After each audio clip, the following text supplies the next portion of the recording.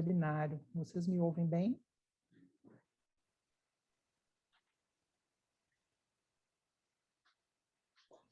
Sim. Sim? Então, vamos lá. Eu vou compartilhar a tela com vocês.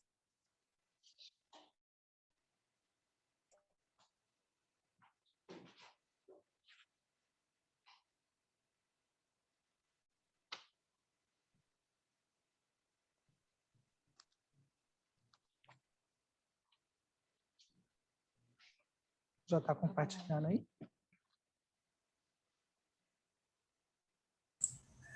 Sim.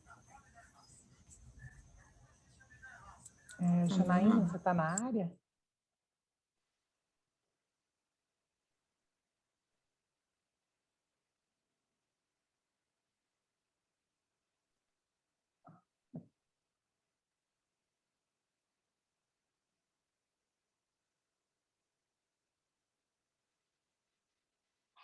Eu iniciei aqui a gravação.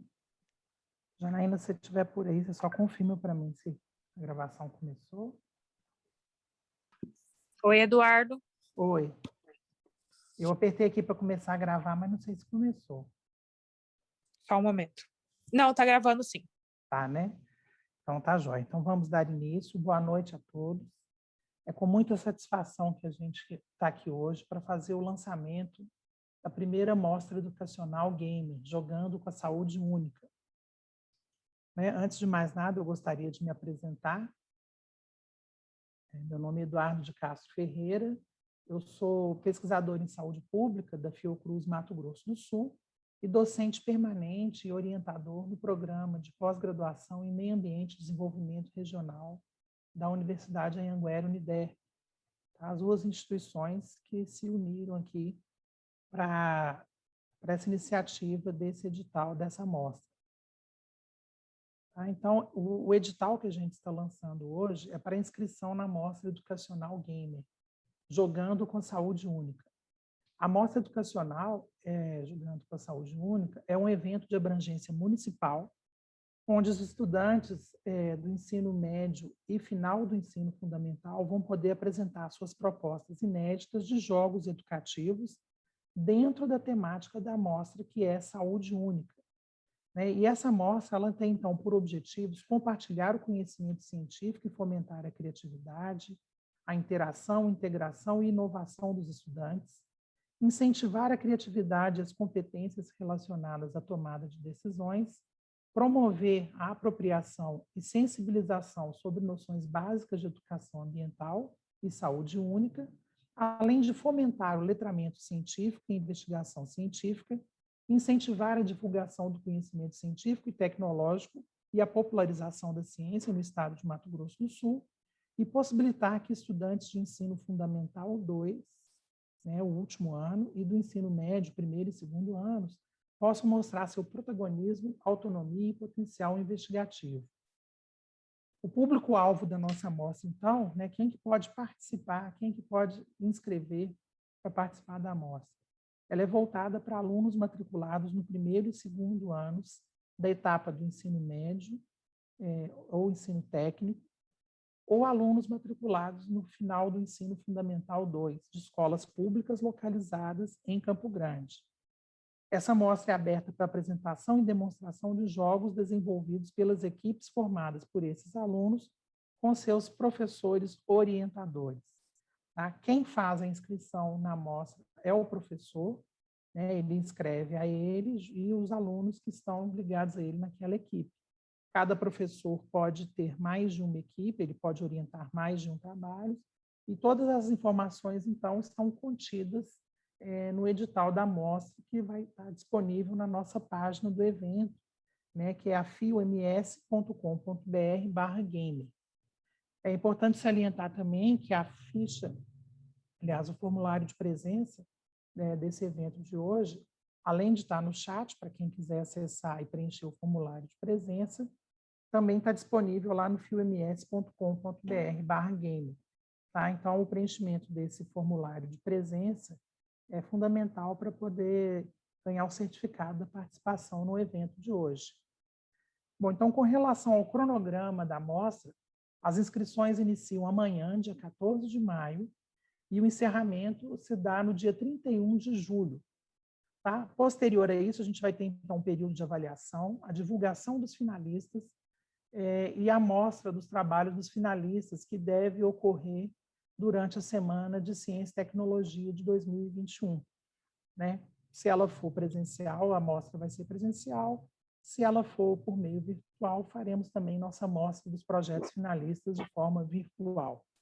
Tá? E no final, até 30 de outubro, vai haver a divulgação da lista dos premiados no site e redes sociais do evento. Aqui embaixo, então, além do contato por e-mail e o WhatsApp, né? Aí tem um grupo de WhatsApp que quem clicar ali vai poder acessar esse grupo de WhatsApp para tirar dúvidas sobre a amostra, sobre o edital, e as nossas redes sociais também. Então, tudo isso está presente no edital, em forma de links que vocês podem clicar e acessar para ir acompanhando todo o movimento da amostra. E o nosso objetivo, no final, é que os vencedores de cada categoria recebam uma bolsa de estudos para poder finalizar os jogos junto com a equipe de pesquisadores da Fiocruz e professores da pós-graduação da Universidade Anhanguera Uniderp.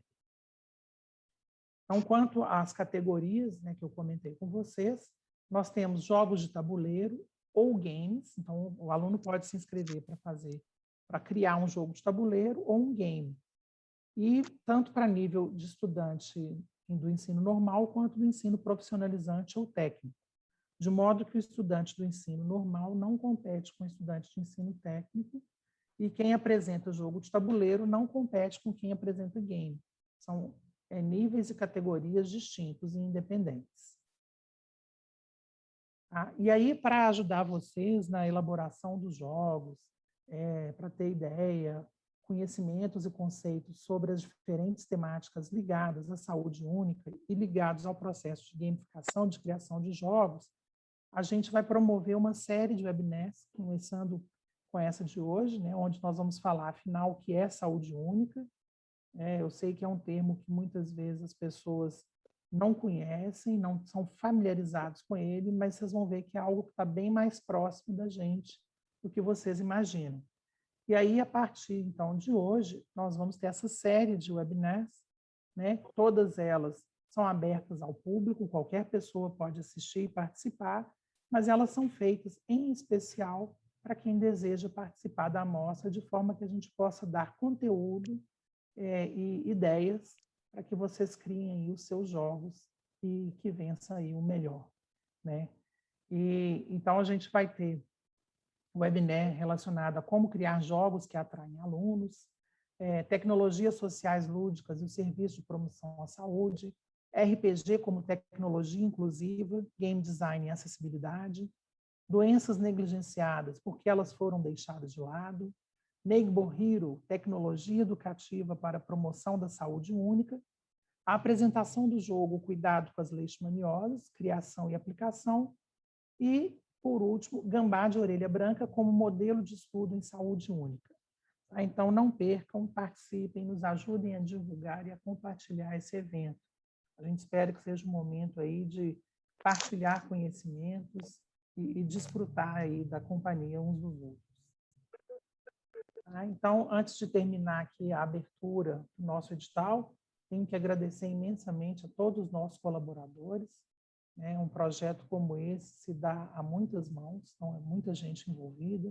Então, nós temos aí doutores, pesquisadores da Fundação Oswaldo Cruz, de Mato Grosso do Sul, professores da pós-graduação em ensino de ciências e matemáticas da Universidade Anhanguera Uniderp, professores da pós-graduação em meio ambiente e desenvolvimento regional da Universidade Anhanguera Uniderp. Temos aí parcerias também da Secretaria de Estado de Educação, através das professoras Maria, Letícia e Stephanie Caroline. Temos a participação de vários alunos de diferentes programas de pós-graduação e contamos também ainda com o apoio da Janaína e da Regina, que são da equipe de TI da Fiocruz Mato Grosso do Sul. Então, a todos os nossos colaboradores, muito obrigado. O projeto, a amostra, ela conta, então, com o apoio do CNPq.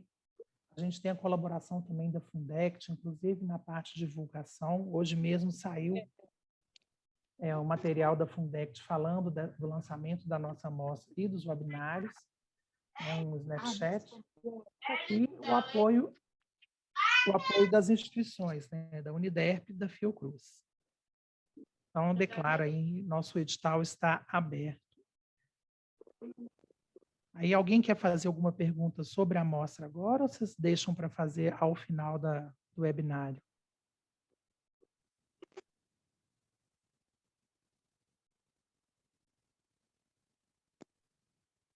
Ninguém, né?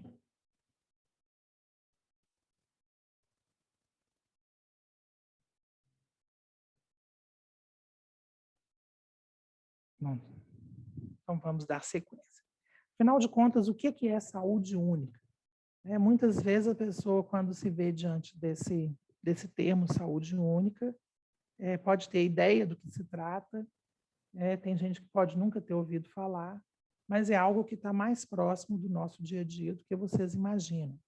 A saúde única ela é uma abordagem, então, para projetar e implementar programas, políticas, legislação e pesquisa, nas quais vários setores se comunicam e trabalham juntos para alcançar melhores resultados. Tá? E esses resultados, então, frente à saúde pública. Então, a saúde única, ela vem do conhecimento de que a gente não pode dissociar a saúde humana da saúde animal, nem da saúde ambiental. Tá? E esse período em que a gente vive, período de pandemia, deixa isso muito claro. A necessidade de que a gente esteja interconectado, de que a gente avalie a saúde como um conjunto de processos, né, com diferentes parceiros e diferentes participantes envolvidos.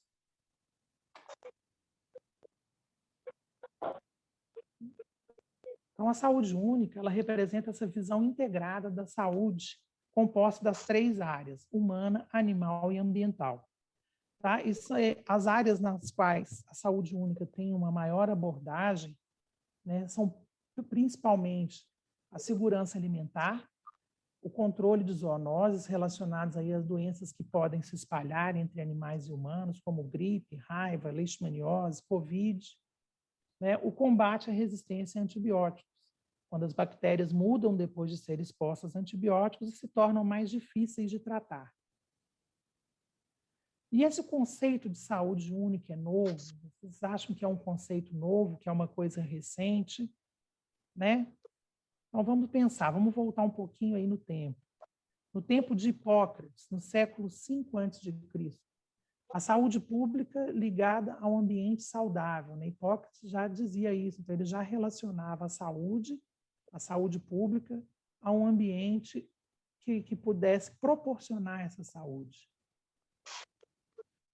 Depois, já no século XIX, Rudolf Virchow, ele dizia que entre a medicina animal e a medicina humana não existem linhas divisórias e nem devem existir, né? De forma que a saúde humana e a saúde animal elas estão interconectadas. Né? O quanto que se sabe da saúde humana que foi proporcionado por estudo em animais, né, ou o próprio estudo de novos medicamentos, de novas drogas, terapias que passam antes por modelos animais para depois chegar à sua utilização no ser humano. Então, a gente sabe que tem uma ligação. Afinal de contas, os seres vivos compartilham boa parte do seu material genético. Né? Então, a gente tem muito em comum. E aí, já no final do século XX, início do século XXI, Calvin Schweib lançou aí o termo medicina única, que posteriormente evoluiu, então, para saúde única.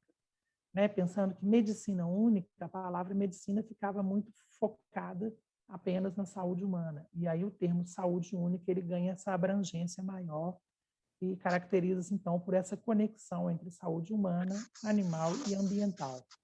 Então, eu acho que, diante disso, a gente não pode falar que é um conceito novo. Né?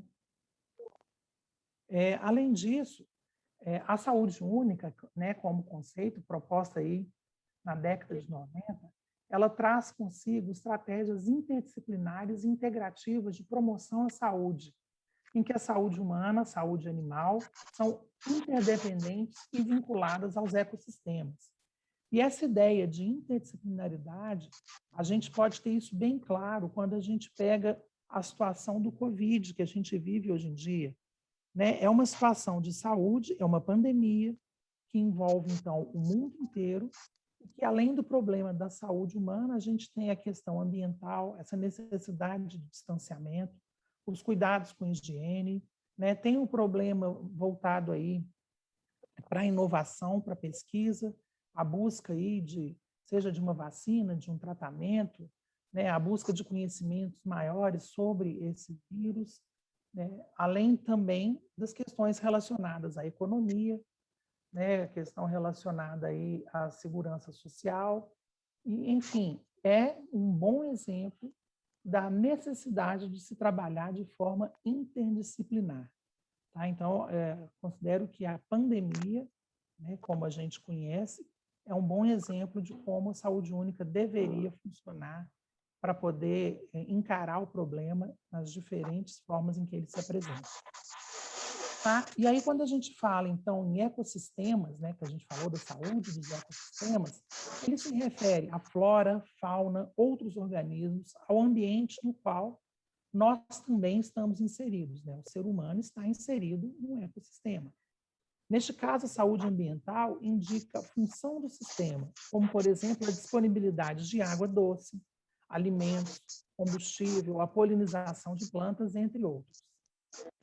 Tá? E aí é o símbolo criado, então, pelo Conselho Federal de Medicina Veterinária, né, onde ele coloca aqui, enfatizando a ligação da saúde animal, saúde ambiental e saúde humana. E aí essa integração, ela pode contribuir para o desenvolvimento de pesquisas, aumentar o conhecimento científico disponível e melhorar a educação médica, o cuidado clínico, o monitoramento ambiental, a vigilância epidemiológica. Ou seja, é uma integração que se dá em diferentes pontos, ela envolve diferentes profissionais, se dá em diferentes pontos. Ela também deve ser vista como uma abordagem que precisa ser intersetorial. A gente tem que ter aí o envolvimento do setor público, do setor privado, da comunidade, da população, para que o processo de saúde única se dê de fato. Como resultado, aumenta-se, então, a eficácia nas ações de saúde pública, com redução dos riscos para a saúde global. Né? Se a gente não tiver a geração de conhecimento, se a gente não tiver a distribuição e compartilhamento desse conhecimento, se a gente não tiver inovação, gerando novos produtos, novas metodologias, novas formas de se combater determinados problemas, e se a gente não tiver a participação social, é difícil a gente ter uma saúde pública bem-sucedida.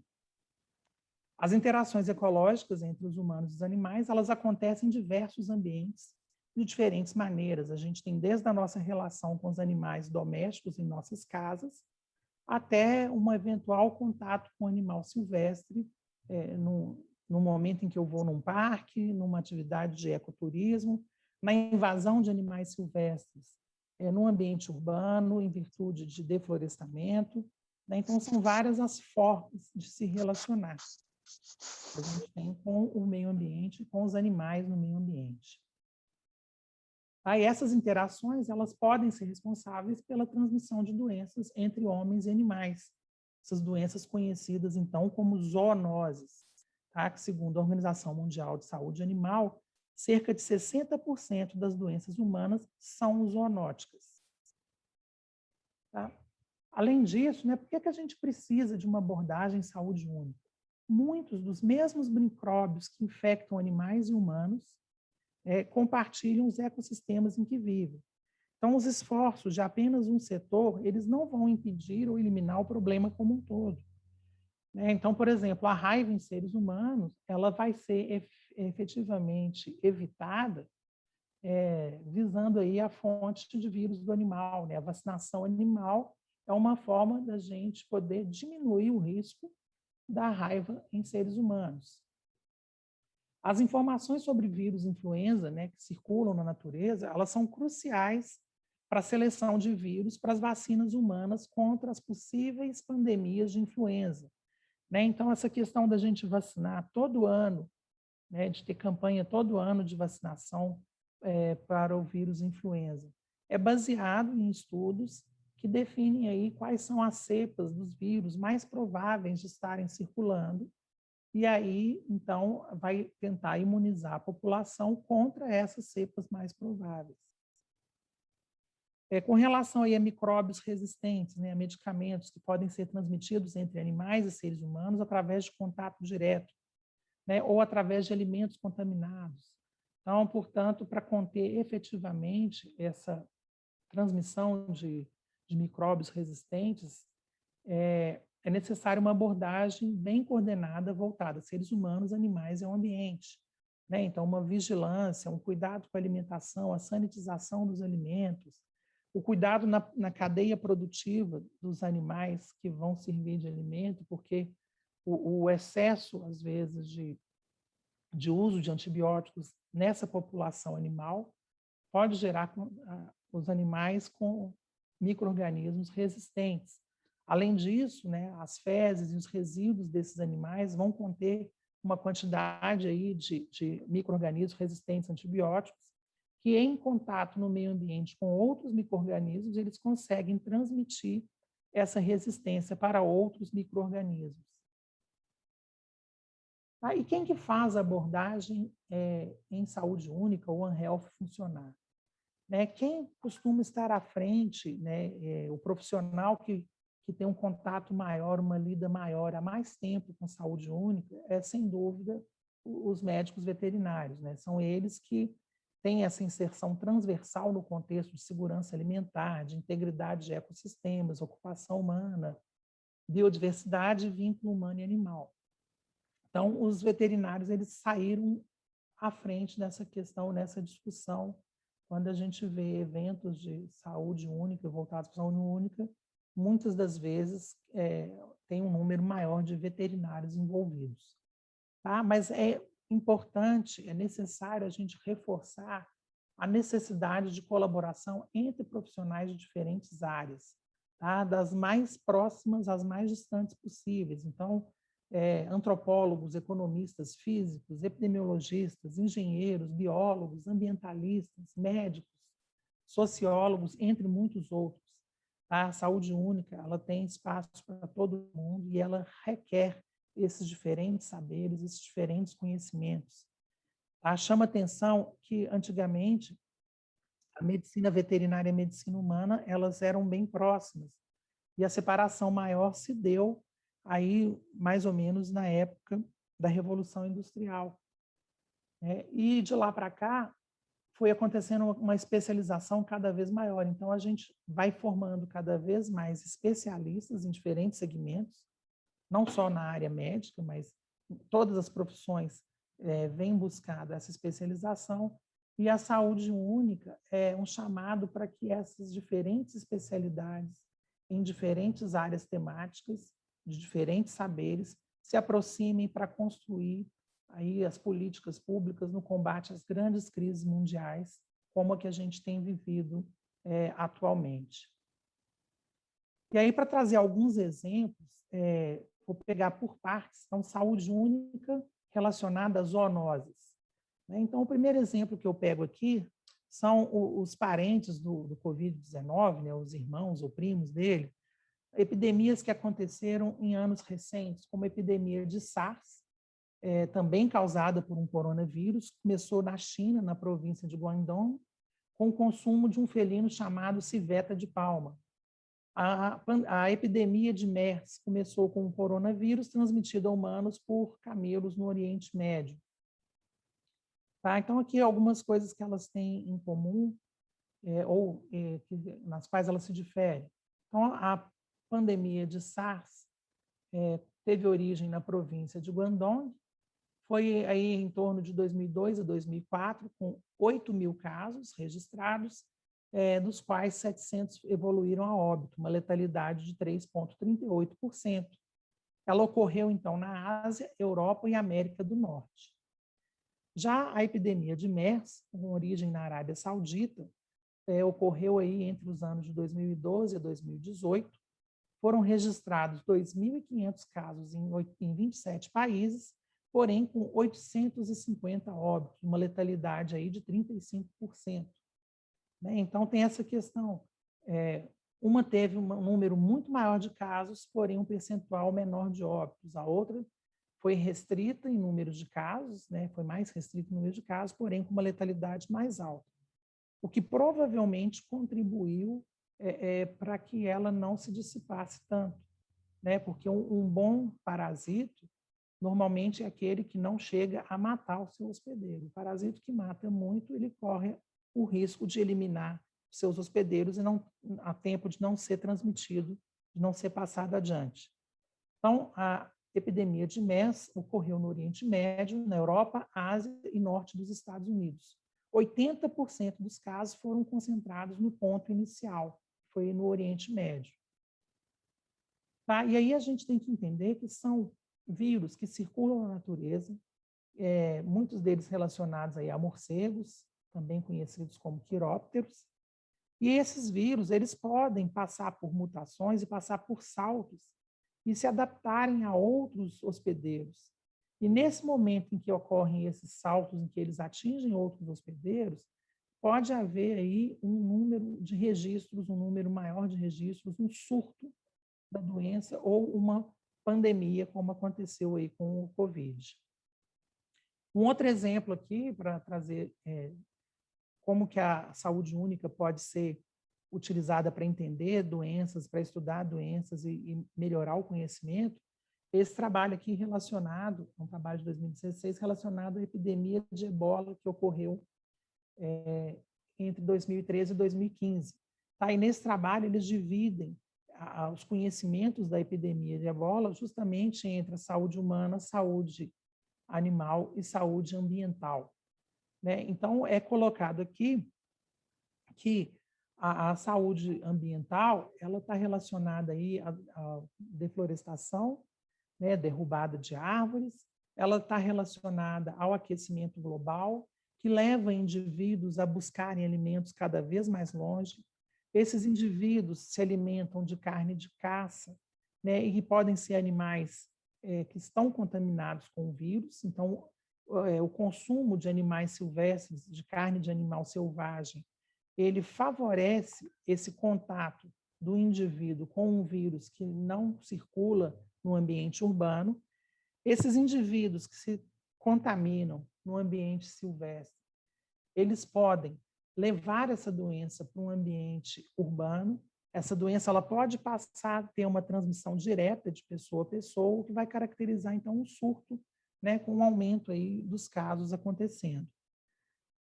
Além disso, essa doença chegando no ambiente urbano, no ambiente onde o ser humano tem os animais de criação, pode vir a contaminar os seus animais de criação. Então, você pode estar criando aí um recipiente para manutenção dessa transmissão. Né? E uma coisa que chama muita atenção nos últimos anos, e que isso já era falado, dos riscos de uma pandemia atualmente, é a globalização atingida pela forma das pessoas de se locomoverem pelo planeta. Hoje em dia, é muito mais fácil do que há 15, 20 anos atrás, as pessoas percorrerem o mundo em viagens aéreas. Então, esse trânsito grande de pessoas mundo afora facilita a dissociação de doenças transmissíveis. Bom, passado aí, saindo dos vírus, entrando um pouco no campo das bactérias, mas ainda relacionado às zoonoses, a gente tem aí as doenças transmitidas por carrapatos, né? Na perspectiva da saúde única, eu vou passar rapidamente, mas os carrapatos, quando eles estão se alimentando de sangue, eles já podem ter passado por outros hospedeiros antes. Nesses hospedeiros, eles podem ter se infectado e transmitir uma série de doenças. Então, as doenças transmitidas por eles são ocorrências comuns em ambientes clínicos, médicos e veterinários.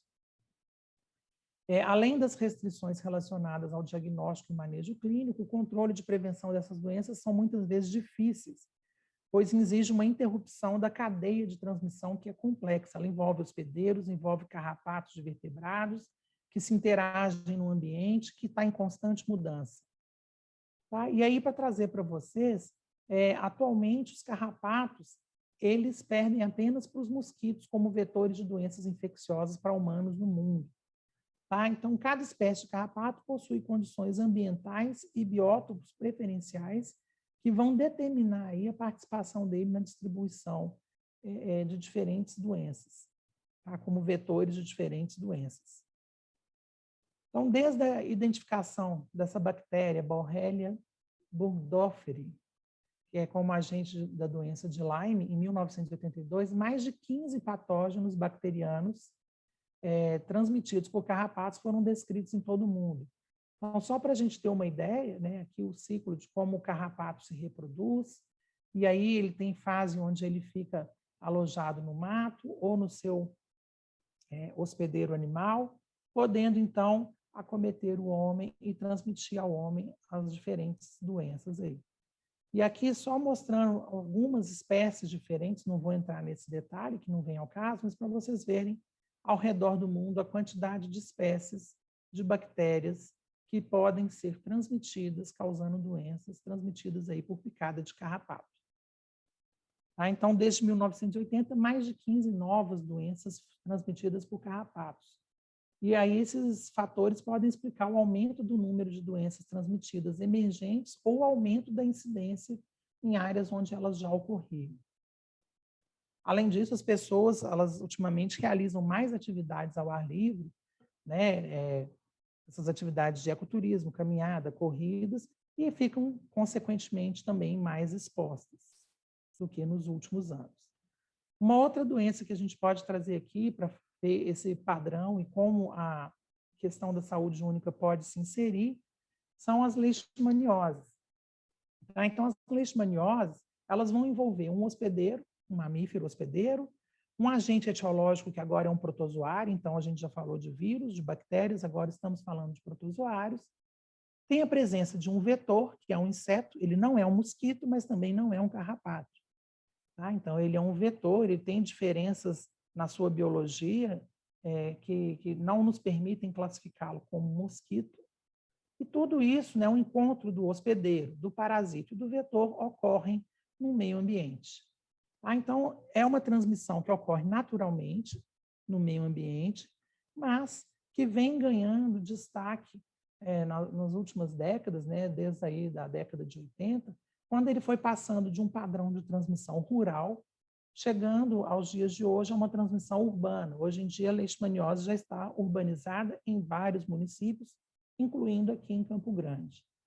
Tá? Então, esse padrão ele vai mudando de acordo com mudanças no meio ambiente, que propiciam a domiciliação do inseto vetor, que propicia a aproximação de animais silvestres ao ambiente urbano, são os animais também conhecidos como sinantrópicos, né? Um exemplo disso que a gente pode citar são os gambás, né? Que eles têm essa capacidade de se adaptar a um ambiente modificado, de se aproximar das residências humanas, de morar em forro de telhado, de retirar comida de lixo, e com isso, tendo o vetor e tendo o hospedeiro, o ciclo de transmissão pode ocorrer.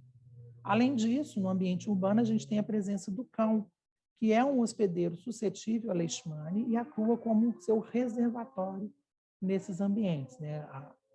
É sabido que a doença humana ela é antecedida por elevados números de cães infectados, né? Então, a gente tem primeiro um aumento de cães infectados, o surgimento de cães infectados, para posteriormente começar a aparecer os primeiros casos da doença humana. Então, aqui só para ilustrar também essa questão da urbanização, então a degradação ambiental, né, pensando na saúde única, pensando no meio ambiente, migrações de populações, então a população que vem de uma área endêmica para uma área não endêmica pode trazer consigo a doença e pode estar dando início a um novo foco de transmissão, a falta de saneamento básico, a convivência com animais domésticos e a adaptação do vetor ao meio ambiente. Então, atualmente, ela é considerada uma doença reemergente, de incidência crescente, com franco processo de urbanização. Várias capitais do Brasil já apresentam ela na forma urbanizada. E aí a gente tem, entre as medidas de controle, a gente tem medidas que eram classicamente descritas, que vão aí desde a detecção e eliminação de cães soropositivos, o tratamento de casos humanos, a aplicação de inseticidas residuais nos domicílios e anexos, e recentemente foi incorporado o manejo ambiental aliado à vigilância epidemiológica, também com medidas fundamentais e necessárias a esse controle.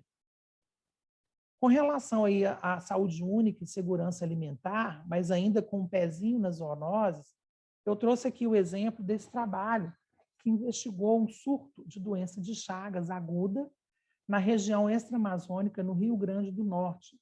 Tá? Esse trabalho ele se deu a partir do momento em que constataram um surto de casos da doença de Chagas, e esses casos tinham em comum o consumo de caldo de cana, que eram originários de uma mesma moagem. Né? Então, a partir desse fato das pessoas infectadas, um grupo de pesquisadores foi até a fazenda onde ocorreu a moagem do caldo de cana. Eu não sei se vocês conseguem ver na foto 2D aí o vetor da doença de Chagas, né, o triatomínio, que abriga dentro dele o protossoário Trypanosoma cruzi.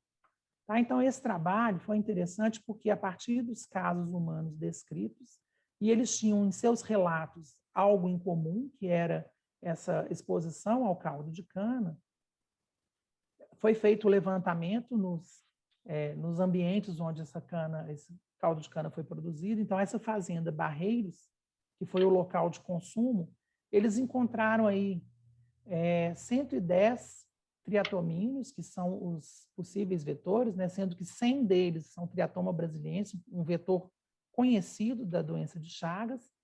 Desses vetores encontrados, a gente teve a infecção em 69, ou seja, 63% dos triatomíneos que foram encontrados estavam parasitados. Então, é uma concentração alta de triatomíneos e altamente parasitados. Uma outra coisa que eles fizeram nessa pesquisa foi avaliar o conteúdo, aí, a fonte alimentar desses triatomíneos. Então, estudaram o sangue que estava dentro desses triatomíneos para tentar descobrir em qual animal esses triatomíneos haviam se alimentado. Né? Esse tipo de trabalho já é feito para tentar avaliar quais seriam os possíveis reservatórios. Quando a gente pega um triatomínio que está infectado e percebe que grande parte dele se alimentou no animal A, B ou C, a gente pode fazer uma inferência de que provavelmente esse animal no qual esses triatomíneos se alimentaram possa ser o vetor dessa doença e pode ser o reservatório dessa doença nesse ciclo. Então, esses achados corroboram para a ocorrência do surto de doença de Chagas aguda pela ingestão de caldo de cana, infectados, então, por esse caldo de cana, é evidenciado pelo vínculo epidemiológico. Então, foi um trabalho tipo Sherlock Holmes, você foi juntando as peças do quebra-cabeça para se afirmar, então, que essa contaminação provavelmente se deu pela alimentação desse caldo de cana, que deve ter sido moído junto com triatomíneos e consequentemente, foi contaminado. Tá? Então, em vista do exposto, é importante considerar a necessidade criteriosa com relação às boas práticas de fabricação, distribuição de alimentos não tratados termicamente, no caso específico, nesse caso aí é o caldo de cana, com o objetivo de prevenção da doença de Chagas. Tá? Então, entra aí a questão do componente alimentar. Além disso, intensificar as ações de vigilância entomológica local e educação em saúde na região, né, nos produtores, nas pessoas que produzem aí o caldo de cana, que produzem a cana. Então, esse cuidado, ele precisa ser intensificado por meio de ações, principalmente de educação em saúde. Então, mais uma vez, um exemplo de como a saúde única pode abordar o tema de uma zoonose. Tá? E na saúde única, a gente tem que ter sempre em mente que o fator educação em saúde, ele vai ser sempre uma peça de ligação entre os vários elementos. A gente tem também a questão da saúde única ligada aos antibióticos, e nesse caso aqui, que eu vou mostrar para vocês, é a resistência a antibióticos e também relacionada à segurança alimentar. Né? Então, é um trabalho que é uma revisão voltada aí às drogas antimicrobianas agrícolas, colocando como um dos fatores de resistência antimicrobiana no mundo.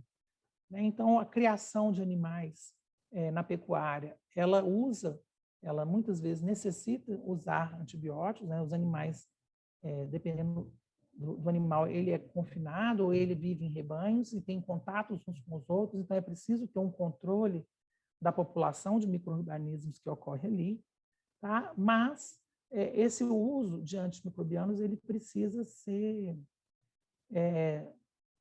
acompanhado por profissionais da área, por veterinários, né? E esse uso precisa ser feito de forma a garantir a saúde do animal, mas preservar também, ao mesmo tempo, um ambiente saudável e livre de contaminações. Então, a busca do equilíbrio, né? E medicamentos de todas as classes clínicas importantes são usados na agricultura.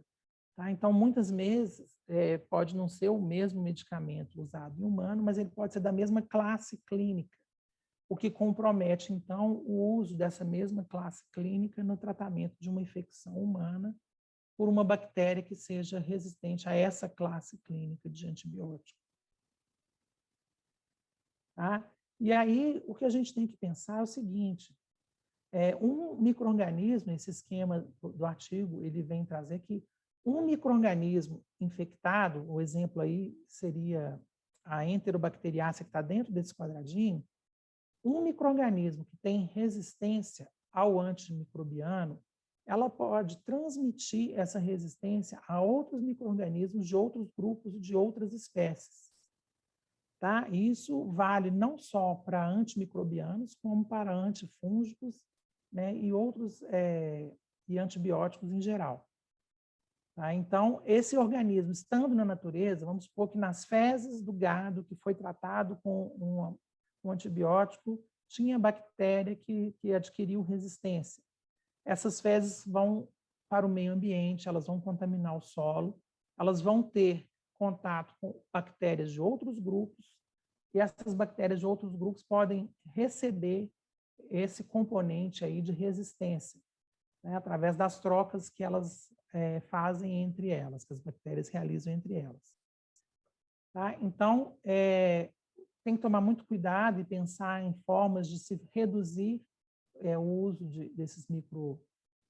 desses antimicrobianos. A forma melhor e ideal para se fazer o descarte aí, dos dejetos dos animais, né? E os agricultores e trabalhadores rurais apresentam, então, riscos aumentados para infecção por bactérias resistentes quando fazem o uso indiscriminado de determinado antimicrobiano no rebanho com o qual eles trabalham. Tá? Então, isso são possibilidades, né, que precisam ser levantadas. Uma outra coisa que eu trago aqui, quando a gente fala em saúde única, só um breve parênteses, é que o conceito de saúde única ele está amplamente amparado na Agenda 2030, que vem aí com os Objetivos de Desenvolvimento Sustentável. Vários dos Objetivos de Desenvolvimento Sustentável, eles vão amparar aí a necessidade de se pensar em uma saúde única, né, visando aí a saúde humana, a saúde animal e a saúde ambiental, pensando então na sustentabilidade. E aí, esse foi um trabalho mais recente que eu li relacionado à saúde única, que eu acho interessante, é bem confuso a figura quando a gente olha da primeira vez, mas para a gente poder perceber o quanto que é multifatorial, o quanto que a saúde única ela está amparada por vários setores, vários segmentos e vários conhecimentos. Então, não sei se vocês conseguem perceber aí na figura, uma nuvenzinha que está escrito disease, né, doença, e uma seta levando ela até o quadradinho verde, saúde. Tá? E aí tem um marcador ali no meio, e esse marcador ele vai ser influenciado pelos diferentes pontos, né? Ele vai ser influenciado pelo ambiente, vai ser influenciado pela saúde humana e pela saúde animal, tá? Que, por sua vez, estão sujeitos aí, né? A saúde humana, a gente tem que pensar em saúde individual e também na saúde populacional, né? Também saúde humana, ela depende do fornecimento de alimentos seguro, a salvo e sem contaminações. Ela tem a relação com a saúde animal pela interface aí com as zoonoses. por essa interface também da alimentação, né, os animais que servem como fonte de alimentação. A gente tem a questão da globalização, as viagens. Então, eu estou no Brasil hoje, eu posso amanhã estar no Japão, e semana que vem estar na França, né? E se eu estiver doente, com uma doença transmissível, eu posso estar levando ela junto comigo para onde eu for, iniciando novos surtos. Então, a globalização por viagens, o comércio internacional, que se intensificou muito também nos últimos anos, contribuem aí para mudanças de pessoas ao longo do ambiente e o tráfico, então, de doenças, né, pelos diferentes ambientes. Quando a gente pensa no ecossistema, no meio ambiente, a gente tem mudanças climáticas, poluição, contaminação, desmatamento, e tudo isso interfere na vida silvestre, que pode se aproximar ou se afastar da vida humana, que pode sair em busca de alimento, que pode sair em busca de abrigo, levando consigo as suas doenças e levando essas doenças, então, para o ambiente humano. Né? Então, não tem como negar, está tudo interligado. Né? E ligado a isso, a gente tem os profissionais da medicina, os veterinários, os educadores, biomédicos, microbiologistas, né? A parte aí de gestão, de administração, inclusive de economia. Tá? Essa semana mesmo eu assisti um vídeo falando de saúde única, era um economista falando sobre saúde única, porque ele trabalha num programa de pós-graduação e ele, se não me engano, ele era economista mesmo. Então, como que ele estava explicando, eu não vou saber reproduzir aqui, mas como que o fato dele ser economista agregou naquele grupo que trabalha essa questão da saúde única. Então, ela realmente tem espaço para todo mundo e ela necessita da participação de todos. E aí, qual que é a relação existente entre alterações ambientais e saúde pública? Né? Todas. Então, vamos pensar aqui um pouquinho, só para trazer para reflexão, até algumas imagens que, de repente, pode dar um start aí, não sei se professores ou alunos que estejam acompanhando, pensar em temáticas para abordar em seus jogos. Então, o aquecimento global pode levar aí a doenças tropicais, né? Pode levar aí a um aumento da propagação das doenças tropicais pelo aumento dos insetos vetores ou pela maior proximidade dos insetos vetores em determinadas regiões, né? Ou pelos insetos vetores migrarem para uma região que antes não propiciava para eles um clima adequado. Aí a questão da dengue, né, que a gente vai ter uma apresentação de um jogo voltado para a dengue, com relação aí ao meio ambiente, a gente vê isso, né, há quantos anos que a gente tem as campanhas que sempre relacionam a questão ambiental, a participação comunitária, a transmissão da dengue. A questão aí dos pombos, que são reservatórios de uma doença chamada criptococose. Então, tem algumas cidades que são densamente povoadas por pombos que podem estar abrigando em si os fungos causadores aí da criptococose, né, que leva ao risco aí de uma meningite.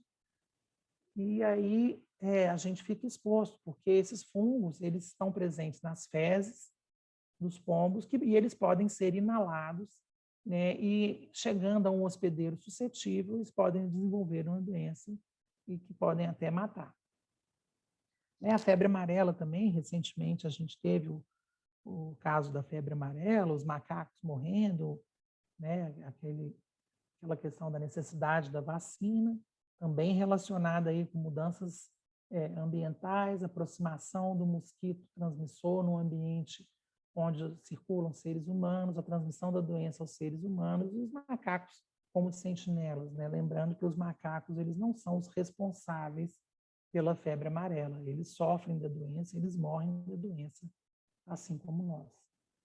A questão dos morcegos e da raiva, há alguns anos atrás saiu a notícia aí, numa cidade, se não me engano, na Bahia, que o morcego estava entrando nas casas para morder as pessoas, morcegos hematófagos, né? Então, numa ocasião dessa, você pode ter aí um risco da raiva, mas e aí a gente tem que sempre tomar cuidado para não encarar os animais como os vilões, como os bandidos, né? Então, eu trouxe essa figura aqui fazendo uma alusão como se essa capivara estivesse sendo presa por algum crime cometido.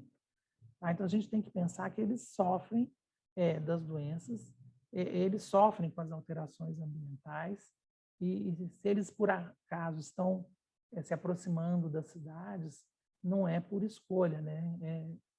Talvez pela falta de opção, pela perda dos seus nichos, dos seus ambientes aí.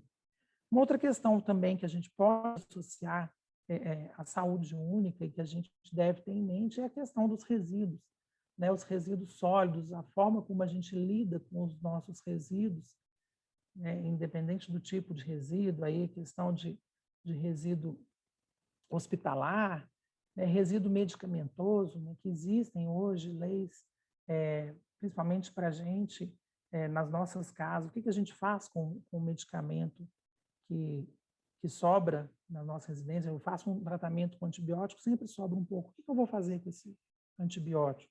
Vocês já pararam para pensar sobre isso?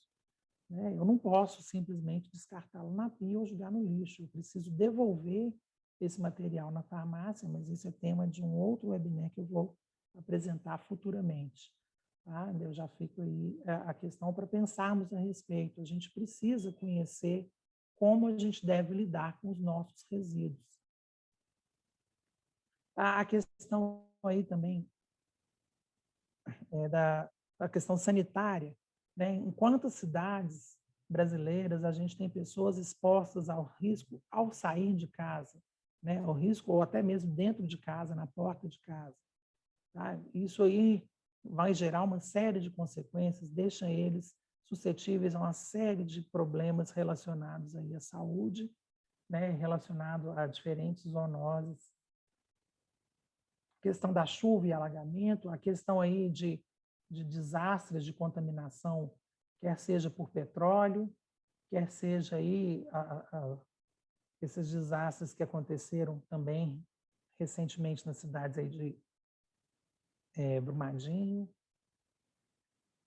Tá? Que os impactos que isso pode gerar para a saúde e de que forma a saúde única pode abordar esses temas, ou estudar esses temas, ou mitigar esses temas, ou pensar em formas de se evitar esses acontecimentos. Então, a questão das queimadas, né, que também leva aí a uma perda considerável de organismos vivos, né, a fuga desses organismos, a aproximação deles para os ambientes urbanos, a poluição atmosférica, aí as grandes obras que levam ao desmatamento, tudo isso que é feito, né, visando aí um desenvolvimento, deve ser feito de forma sustentável, de forma a pensar numa menor agressão. Né? Não estou dizendo que vamos voltar a viver como na Idade da Pedra, a gente precisa do desenvolvimento, mas o desenvolvimento ele precisa ser feito com conhecimento, né, com o compartilhamento de conhecimentos de diferentes áreas, para que esse desenvolvimento não seja associado a grandes riscos e a grandes catástrofes e grandes problemas. Então, também na agropecuária, eu já falei, a questão aí dos antibióticos, a gente tem também na agricultura a questão dos defensivos, né, ou dos agrotóxicos, aí cada um usa um nome diferente. Tá? Então, a gente tem que pensar que o equilíbrio é necessário. Né? Então, se eu tenho de um lado a saúde, eu tenho do outro lado a doença. Eu tenho um benefício de um lado e um malefício do outro. E a gente tem que buscar a sustentabilidade. Né? A gente tem que buscar evoluir com qualidade de vida. Tá? Então, eu agradeço a todos pela presença, né? Agradeço às instituições que me apoiam, e aí está aí o meu e-mail de contato. Tá? Muito obrigada a todos.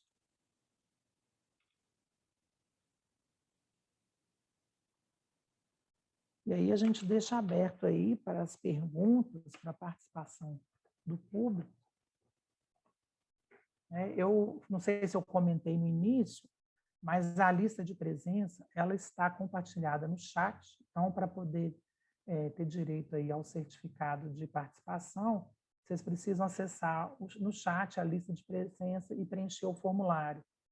Tá? Essa lista de presença ela também está disponível na nossa página fioms.com.br/game. Tá? Então, vamos ver aqui no chat se a gente tem alguém inscrito para perguntas.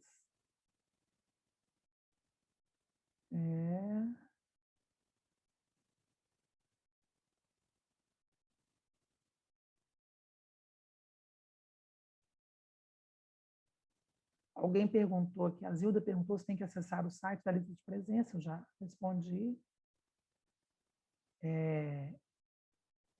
Alexandra, excelente palestra, parabéns. Stephanie, excelente. Glaucia, parabéns. Obrigado, gente. Meb Mota, muito obrigada por compartilhar. Zoraida, parabéns, excelente abordagem. Parabéns, professor, excelente exposição da Zilda. Edna Bezerra, excelente explanação, parabéns. Antônio Augusto, parabéns, professor. Obrigado e parabéns. E tem Antônio Ferreira de mão levantada. Pode falar, Antônio Ferreira?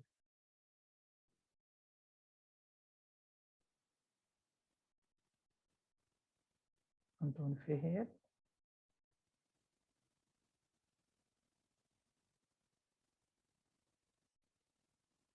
Levantou a mão por engano. Alguém quer falar, fazer alguma pergunta ou sobre a amostra, o edital, ou sobre a apresentação de saúde única? Um de cada vez, tá, gente?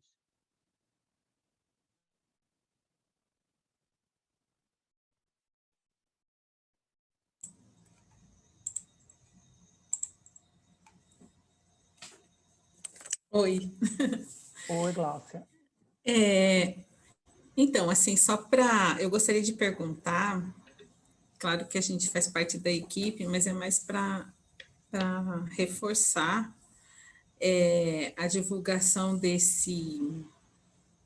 a divulgação do edital será pelas mídias sociais, pelas mídias, né? Facebook, etc. E também através das secretarias de educação municipal e estadual, é isso? A gente está compartilhando, né? Então, Uhum. e a gente pede a todos, né? Cada um que receber, que compartilhe com seus contatos, né? Para multiplicar aí, porque às vezes a pessoa que está numa escola do município também dá aula no estado, então às vezes ela recebe no estado o comunicado, o edital, então se ela puder divulgar no município e vice-versa, né? Divulgar nos diferentes ambientes aí, onde estão os professores, onde estão os alunos que podem participar. Tá certo. Parabéns pela apresentação, bem clara, estava ótimo. Então, vamos divulgar, né? Porque até o final de junho, né? A inscrição é A até inscrição final de... começa de Falei amanhã tanto até hoje. final de junho, né? Não, eu acho que é final de julho, 31 de julho. Ah, tá certo. Porque as aulas com 50% de alunos voltam em julho, né? Então, isso é importante, né? Mas a criação pode ser feita por ambiente virtual. Professores e alunos que quiserem criar grupos para trabalhar, eles podem ter esse contato por ambiente virtual. Você trabalhou. Porque ele ficou até de madrugada mexendo no celular. Aí você já tá aqui e o aluno. Precisa de... Você vai tirar, você fazer sua caminhada, tá? Mais alguém, gente? Tá certo. Obrigada, Eduardo, Nada. pelo esclarecimento. Vamos divulgar, então. Vamos nas redes sociais, compartilhar nos grupos, WhatsApp, né, tudo. Uhum, será um sucesso.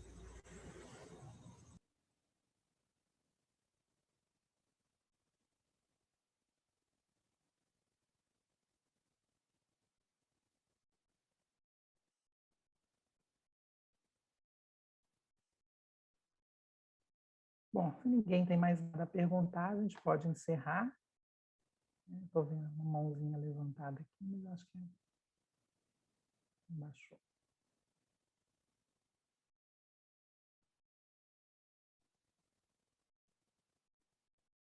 Deixa eu encerrar a gravação. Boa noite a todos e a todas. Obrigado pela presença e não deixe de compartilhar. Tá bom? Obrigada. Boa noite, Gaia. Boa noite.